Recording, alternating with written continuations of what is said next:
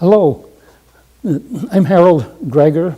I've been in Bloomington now for, well, that's 45 years. And I've been here as a painter, artist, got a studio in 1960 and have had studio space all those years. Taught at Illinois State University for 25 of those years. And retired in 1995. And I've been painting and being an artist ever since. I've had a lot of wonderful students that have encouraged, and I felt encouraged by, and have felt I offered some kind of inspiration to them, but they were also an inspiration to me, so it was a nice exchange. I was born and raised in Detroit, which some people tell me is kind of a surprise, because I'm pretty much, I think, known as an artist who is inspired by landscape.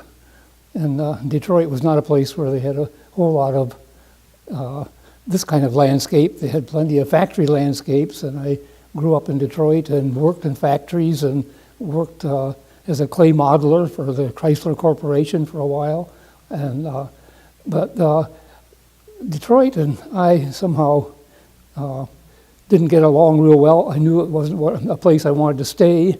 And after I graduated from Wayne State University as an art major, and then went into the Army, and I wound up with a master's degree from Michigan State, also as an art major and a painter, that I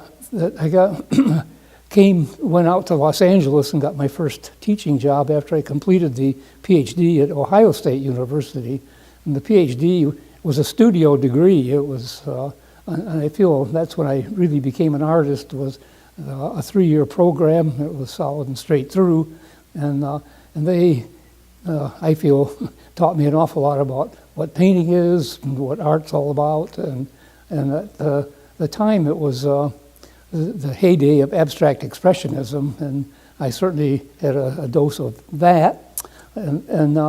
But by the time in 1960, when I graduated from Ohio State, that the abstract expressionism was out. And so we were all, the artists I knew in California and everything, were looking for another path.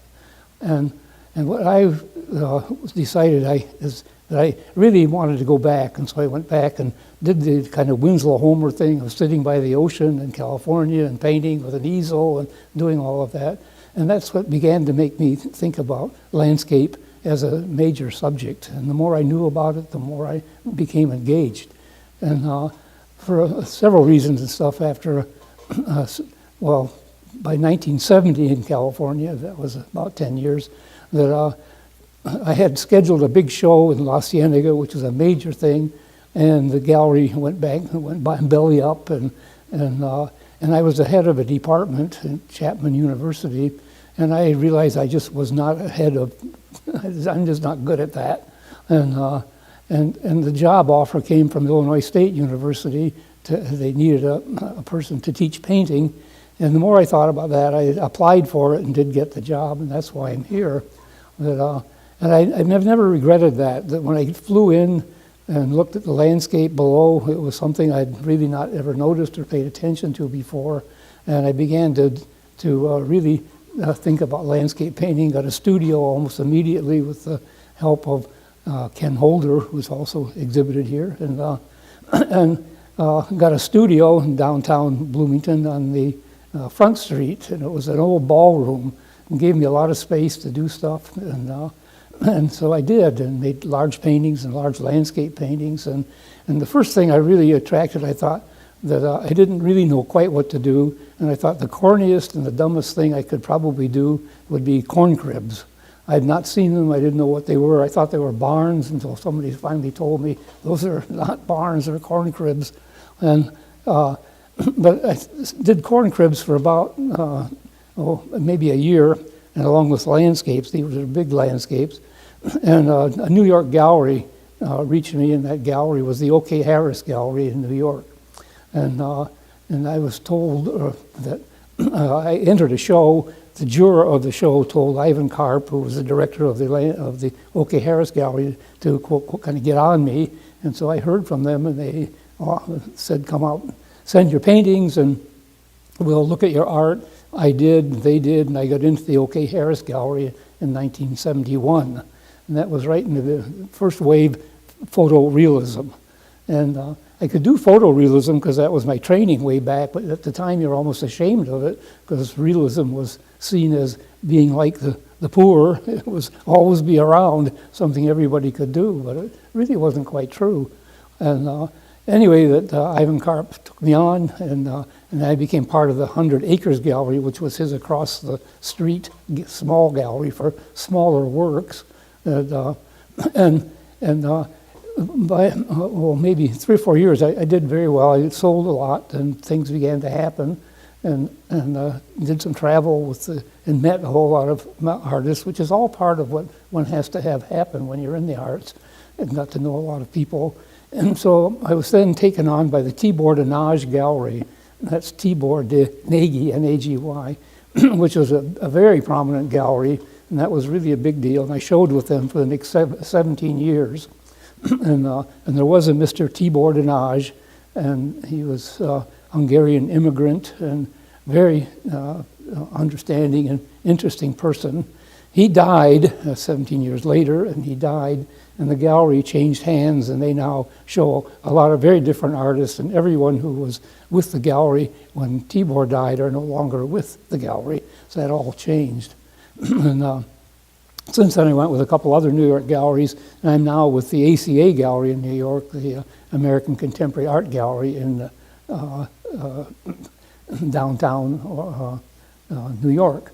But also, I showed in Chicago, and that's something when I came here, I realized that Chicago seemed to be the destination of everyone trying to get a gallery, and that was 1970.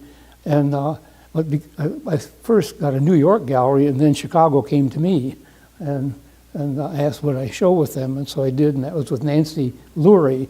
And Nancy Lurie is also now passed, but she was very, very helpful in establishing me in Chicago.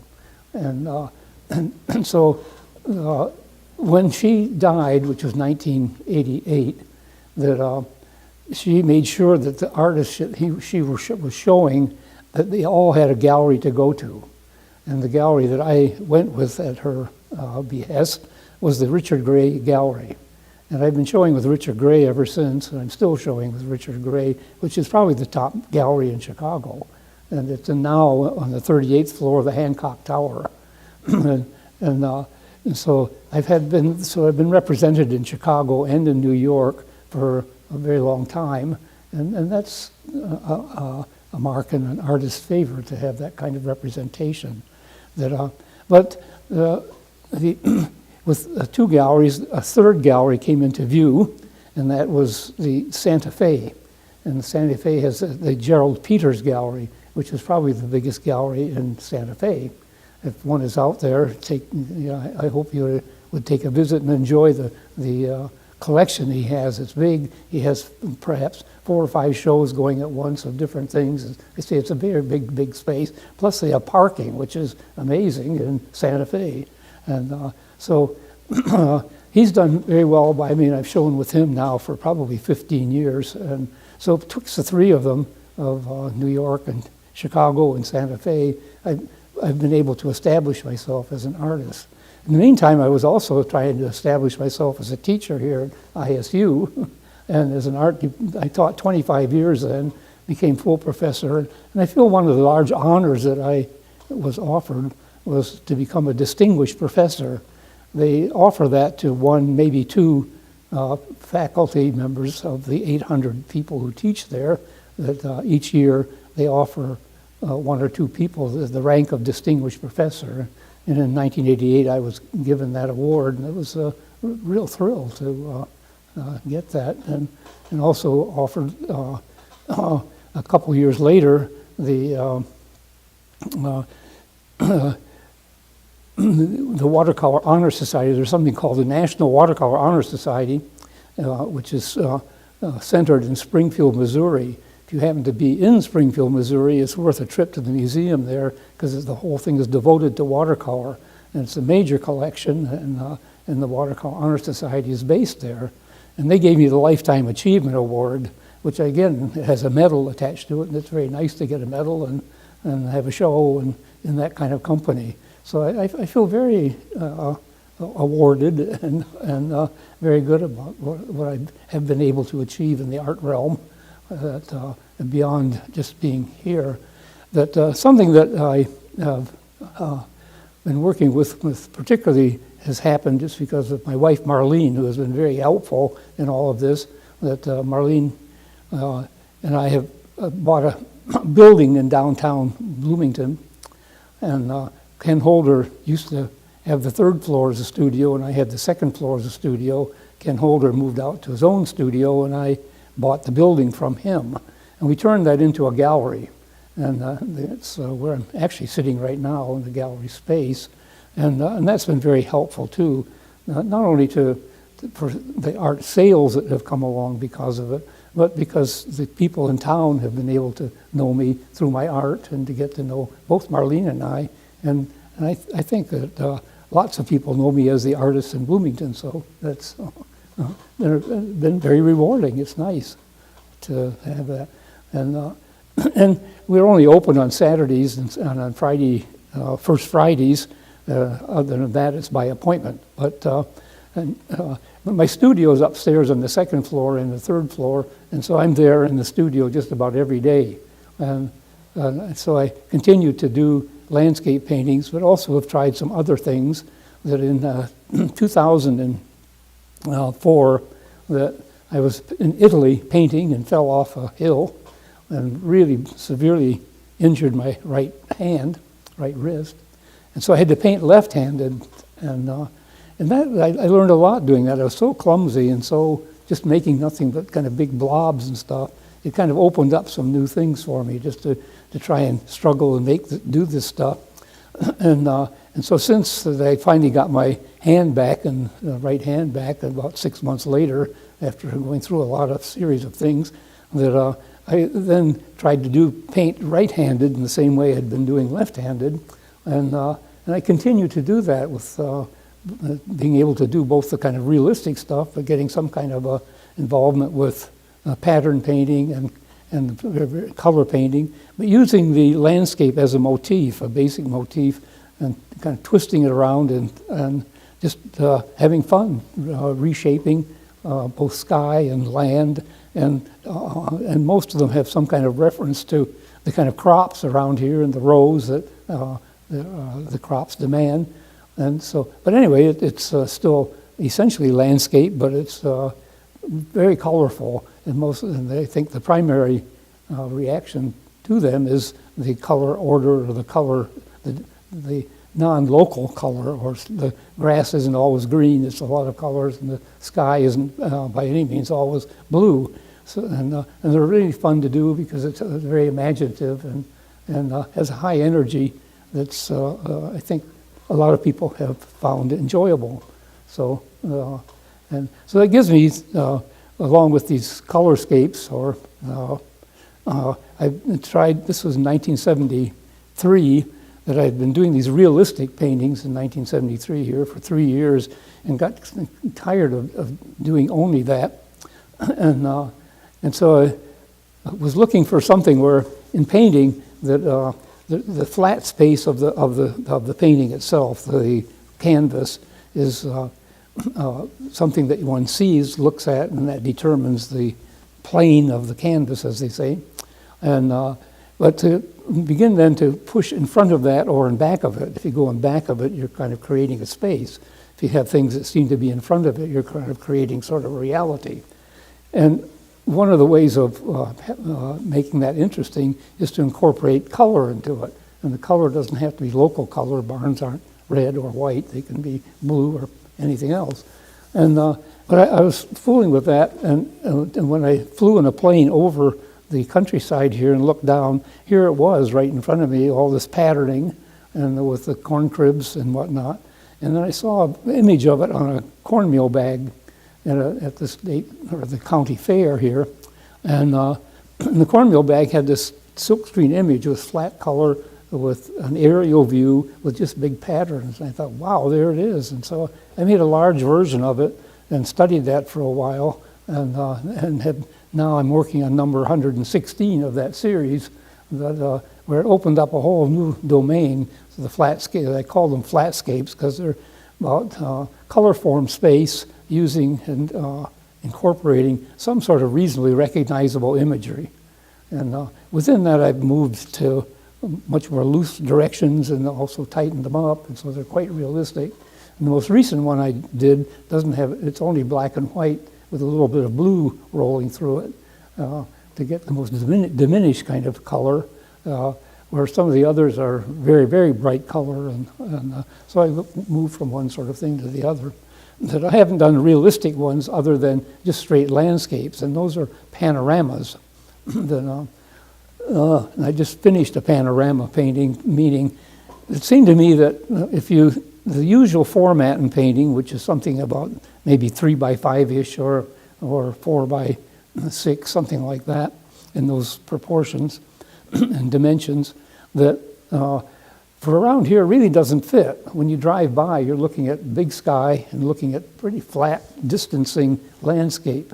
And the rows of the cornfields that enhance that. You're zooming down some rows, and as you drive by, you're not really looking at a focal point.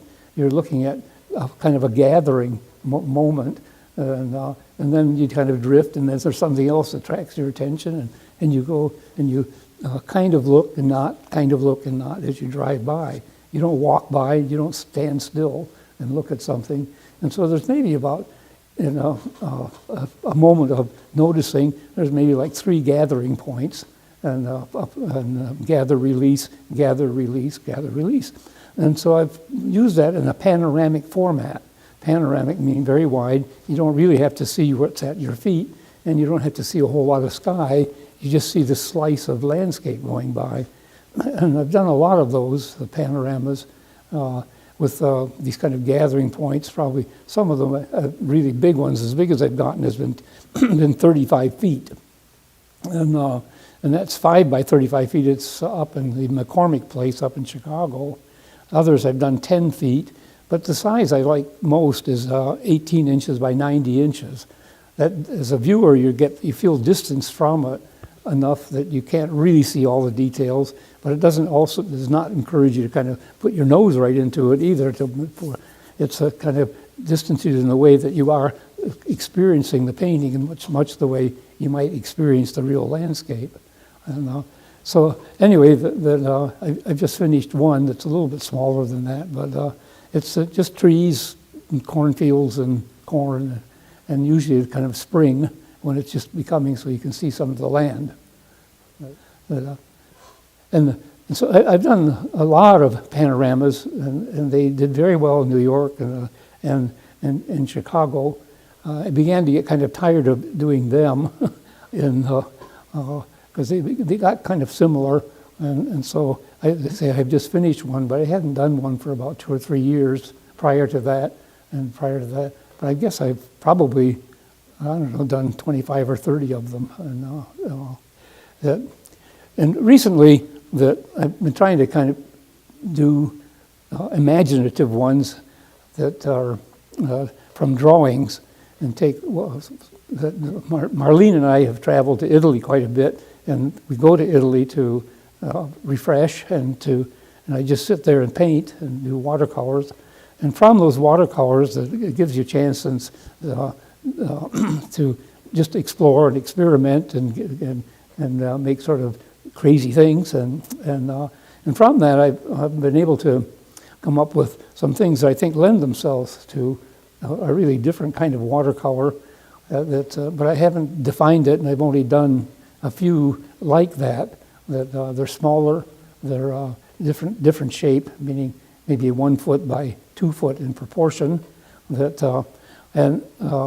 Although it's 18 by 40 inches is kind of the size of most of them, and they're pattern paintings really, but they're also descriptive. They're also still landscape derived, but with forests, a lot of trees, no sky, stuff like that. So it's I'm still pushing around to see where I can go with landscape. Landscape as a subject seems to me almost to be unending and always offering some sort of new possibilities or new directions to move in. The strongest interest, of course, is still in color, and trying color is I think it's color form space is what I'm talking about, where the pictorial space, the space that's being suggested in the painting, is formed by the forces of color, not by the forces of description or the forces of overlap.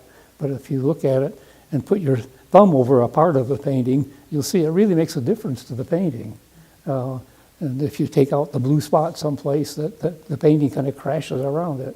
But you have to think that as an artist, I've got to figure out that that's the blue spot that has to go there. It doesn't just automatically walk in. And you try different things, and you try different spots of this or that, and imagine it. And so when you see in the movies somebody holding their thumb up against a painting when they show an artist, we really do that. We hold that thumb up to cover up the spot, to see kind of what you imagine what ought to go there. And so that's what I do. I use my thumb a lot to see where I'm going, why this red might be a little bit changed into purpley or something like that, or maybe something just bright orange might be better.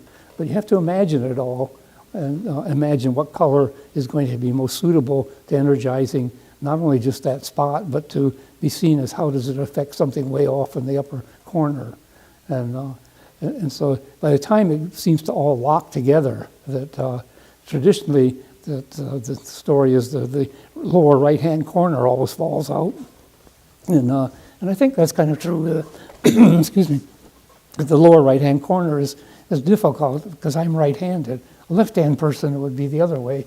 But it's that's the charge, is to get it all to seem to assimilate and come together, not as a blended harmony, but to kind of come together as a whole set of opposing forces that want to live with each other. I've done a series of prints, none of which I'm real thrilled about, but I do have some linoleum cuts, and they're black and white, and they are difficult to do, and there won't be any more, but but that's aerial view linoleum cuts, and it seemed to me that an aerial view being about flatness does lend itself to linoleum cuts, which are black and white and essentially kind of flat. I've done a lot of smaller watercolors, as kind of leading into larger watercolors, but most of the watercolors I do are 18 by 25 in size.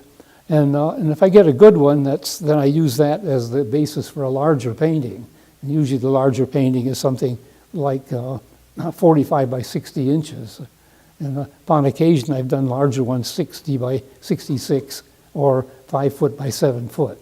And the painting I think that you might be looking at here is 5 by 7 feet, and that sits in the middle between being something that you being scenic, that has a longer horizon than it does height, and that tends to make you want to see it in terms of a scene, and that's what that is. That the scene is at one point was taken from the Constitution Trail. When I was retiring, I retired from Illinois State in 1995, and prior to that, I realized I had been doing an awful lot of panoramas, and I had been doing an awful lot of for fairly realistic landscapes, and also doing aerial views, the flatscapes. And the gallery people would say, kind of, will the real Gregor ever stand up? Is it a flatscape, or is it a real scape? And I needed something in between. And the something in between, as I was walking the Constitution Trail, which is this very long, what used to be a railroad track is now a trail. I guess it's going to expand to 23 feet or 33 feet. 33 miles. It's going to be huge. But anyway, it's there, and I walked it pretty faithfully. And while I was walking, I would look at the trees and look at the kind of how the light went through the trees and everything, and thought, I don't want to do impressionism, but that I really could see some paintings in there. And so I began to do drawings, and then I did some bigger and bigger paintings, and got to be doing these 5 by 7 foot paintings of the trail. I've done a whole series of trail paintings, and in fact, the one I'm sitting in front of right now is a trail-derived painting.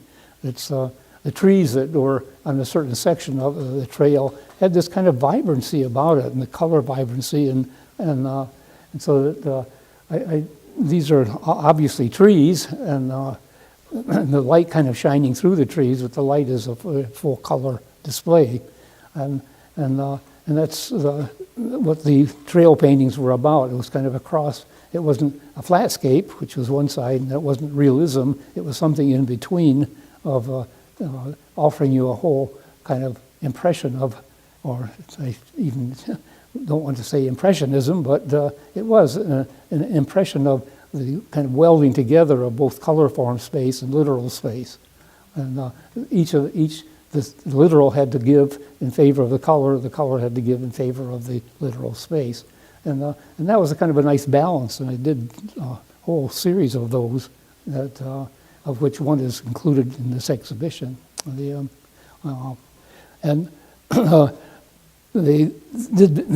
Chicago Gallery, I think, Richard Gray was able to move a lot of those, I think because the people who were there was probably more Chicagoans who knew the kind of territory or knew what it referred to a little bit more than somebody from New York or even Los Angeles. But,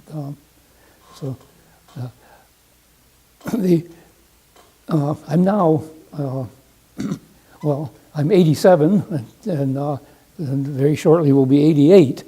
And so I don't know how much longer I'm going to do it. Right now I'm still in pretty good shape and can climb the stairs to my studio and work all day, which I try to do every day. And I try to get here about 10 in the morning in the studio and work till between 6 and 7 at night, and go to lunch in the middle of that. And that's, if I can do it, 7 days a week. But my wife Marlene makes sure that I don't quite get that. But she's been very, very helpful, and I have to say thank you to her for taking over much of the standard duties of housekeeping. And we live in a converted theater, which does not have a lawn, doesn't have trees around it, and so some of the usual things that bother people or get in their way of I don't have, when we don't have the garage, which is fitted right into the house, so we just drive in, so that and I don't have to cut any lawns and don't have to do any of that kind of stuff. So no, I get max time here in the studio, and I really appreciate that. It's a great joy, a great delight, and I think it's Marlene has this, offers that as a kind of a sense of her own confidence in what I do, and that's very nice. As far as kind of the future, what I'm working on, I've branched out, and I just did this painting, and how I work is now I do small ones, and then from that, if they're any good, I take some of them, make bigger ones, and if they are, I think, still hanging in there, I do a big one from it. And I have a big, I've got a painting in the window here that you can't see, but it's called the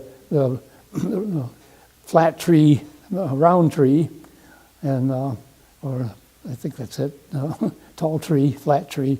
But to do basic shapes like it's just a great big round, like, you know, as a basketball is round. This is kind of a round tree, and then a pointed tree, and see if you can get those two together in some kind of a format. And I've got one in the window, and I just did a big painting of that, which is upstairs in the studio.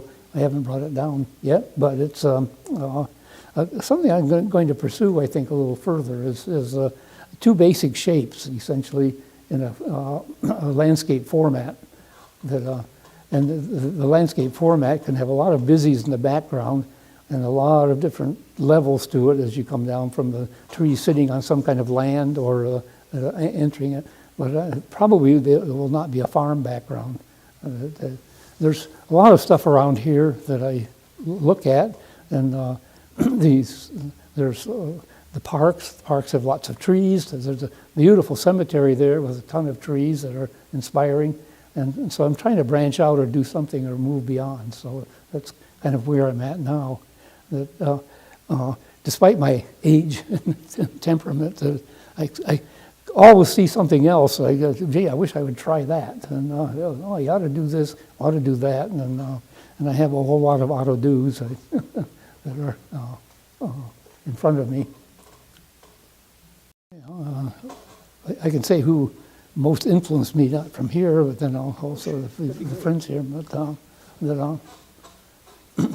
well, the people I feel most indebted to as an artist that who kind of clarified for me what art is and what it ought to be and could be is one was when I was at Ohio State working on the doctoral program. There was a teacher named Hoyt Sherman, and someday he's written books and had something called the Flash Lab, and where you drew in the total darkness, and they flashed a big image in front of you, and you had to draw that in the darkness with chalk on big paper. And it was amazing after a while how much you could retain, how much you could get down, and how much you could really feel the space. And to this day, that's how I can feel it in my arms, elbows when I get it right. And this was a 10-week program, and we drew for 1 hour every morning from 8 to 9. And it was a lecture before that. And then we had these total darkness. I mean, there wasn't a bit of light any place. And they flashed this thing in front of you, you had to draw it. And then after the lights went back on, with the group, you would discuss the drawings. And it was incredible. By the end of 10 weeks, they were very individual drawings. You could see the handwriting, you could see everybody's progress. And I've always remembered that. I always still feel when it's right, you can feel it. And so, but the difficulty there, this was all in black and white chalk and charcoal, but it's to getting it into color. And Hoyt Sherman, he could talk about color, but he had a difficult time trying to translate that into a flash lab or trying to move beyond it. And I left. But I graduated, and he hadn't achieved that quite yet. But he sure could point it out, and he's the one that told. I really learned what color is all about from him. And so when I went to California, and California is a place where one sees lots of color, and it was a very exciting place. And I began to try and bring together both color and figuration. That's Cézanne's classic problem. And Cézanne influenced me a great deal looking at his art. And how do you get figuration and color together? Then together mean to be mutually supportive instead of divisive. And so that was the problem. And I have a big painting still upstairs that I did in 1962, trying to get figure and color together. And you can get color just by splashing color around, but that's the old ABEX thing, abstract expressionism. And the deal by 1960, when de Kooning suddenly started doing the Pink Lady series, which he'd started in '52, but by 1960 he was moving. It was like de Kooning, how could you move from just total abstraction? But he was making figurative, and if de Kooning did it, so did I. And so that was by 1960, I was really trying to get figuration and color together. In a sense, I'm still doing that. That's just what I do, was keep going, trying to get color and figuration to be mutually supportive and to offer a whole spatial understanding that's structured by the color forces. And so when I got here, that there was some people who are still very friends, and were basically have been friends for all these years, and whose art, that's part of what brought me here, was their art, which when I was interviewed, that I was shown, and one was Harold Boyd, who's he's the master draftsman. He's as a drawer, he's just, I think he's maybe the best around, not just around here, but he's right up there with what our drawing should be. And Ken Holder, we had shared studios in downtown Bloomington. He was on the second floor, I was on the third floor, and so we had a lot of discussions about art. And in talking with him about it, and I was new to this territory and everything, and he was from Texas, so both of us were kind of foreigners in a strange land, and we had a lot to say, of of trying to derive imagery from here. Ken pretty much still stayed with Texas, but I, being from Detroit, I wasn't going to do that. So I felt I was really inspired by what I saw here, and moved through it. Well, Ken is again a superb painter, figurative painter as well. He did these studio paintings, that is, paintings of himself in the studio, and they were large. And I hadn't really done much in the way of large painting, and he inspired me to do bigger ones, and I did. And I guess I'm still doing large ones, but he was really big, and 8 by 10 foot and stuff. And but I learned a lot from Ken, who has I think a tremendous eye. He can really analyze paintings, and it's tricky when two artists are looking at each other to analyze and stuff without insulting or getting mad at each other. But he was able to do it, and which he was also able to do in his teaching, and where we had a lot of discussions about it, and I certainly took his advice and counsel about what I was doing, and I think he responded and took mine. But and so those two people, I feel, were still close friends, and have been very helpful since I've been here. That without them, that Bloomington would not have been the kind of supportive place that it has been for me. There's a huge community of artists in Bloomington now. That many of them, I think, were ISU graduates. And I assume some came from Wesleyan. But I guess I would have liked to have, when I first got here, Wesleyan and ISU got along fine. Then, I don't know, Wesleyan sort of drifted away, and perhaps ISU also, but there were people there I would like to have known more and done more with, and shared the art enterprise in the area. And it's still, I think, that way, that it would be nice to have Wesleyan be more part of the art community, or the artist community. And maybe they are, I just don't know that they're from Wesleyan, but they have a gallery there that's sort of difficult to reach because of parking and everything, but it's still, they put on some shows, but I'm not so sure that very many people really go to them or see them. And I guess I just wish Wesleyan was a little more something one attended to. And I was really pleased to see Barry Blinderman and the new gallery space there. Barry was energized by that and has done remarkable things with it. And I think the McLean County Art Center, that over the years, that they've moved and are now, I think anyway, moving into doing art from people not in this town, or bringing in things. Because I think there's enough artists here that need to be inspired by something beyond Bloomington. And I think that's wonderful. The last few shows that I've seen at the Bloomington Art Center, Bloomington Art Center anyway, have been just remarkable. There's some really good stuff going on there, and it's worth seeing, and I hope it continues to prosper and continues to do what it's doing. It's on the right path, and that's taken a long time. It's had some difficult days. So, there's as far as Bloomington as an art community, I think there was a point, and that would be in 1995-ish, that is maybe 90 to 95, or maybe a little bit earlier, that if you went to New York and you said something about Bloomington, Illinois, the gallery people would know. And that there were artists from there, and that included Harold Boyd and Holder, and myself, Ron Jackson, that they were known, and now that's not so.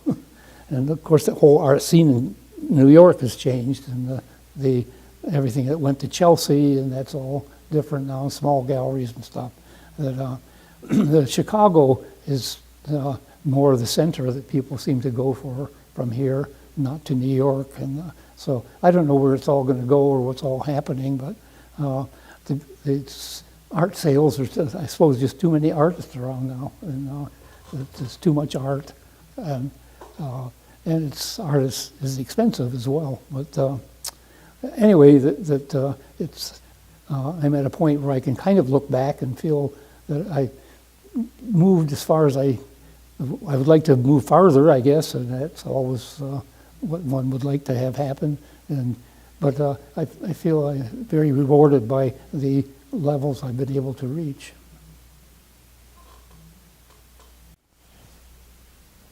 We're set.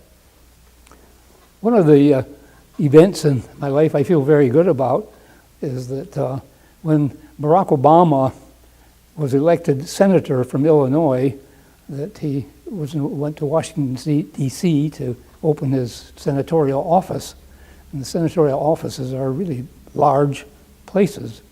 And so I got a phone call from his secretary, Lily, and she asked, do you have any work available that would fit on a 14-foot wall? And it just happened that I had a big painting, 5 by 7 foot painting, landscape number 120, that had come back from a show. And I sent them slides of it, and they said, okay, they'll accept that. And the painting then got shipped to the Obama senatorial office. And it was pictured in the New York Magazine with the President, or then Senator Obama, sitting on the bench or the couch in front of the painting. And so it was very nice to get a full color repro in the New York Magazine of the painting. And other folks had seen the painting. And then one day, after President Obama became president, and that was in January of '09, that we wondered what would happen with the painting that was in the Senate office. And I got a call from Lily, and I'm not sure who Lily is, but she is the secretary in the White House, and said that did I know that President Obama wanted to take the painting with him to the White House, but no living artist is allowed to have work on the first floor of the White House.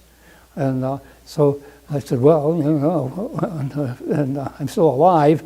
And she said, well, the presidents usually get what presidents want. And so the painting was shipped over to the White House, and yes, it was displayed for 14 months on the first floor of the White House in the president's private dining room, which happens to be right next to the Oval Office. So that was very nice to get that close with the painting. They invited us there, and dumb me, I never got around to going to Washington, D.C., so I never saw it there. But my gallery dealer did, and it's all confirmed that it really was there. But when the 14 months were up, I got a call from his secretary, Lily, again, saying, oh, you're still alive, she said. And I said, yeah. And he said, well, we've got to take the painting out. They told us that 14 months was long enough, and they took the painting.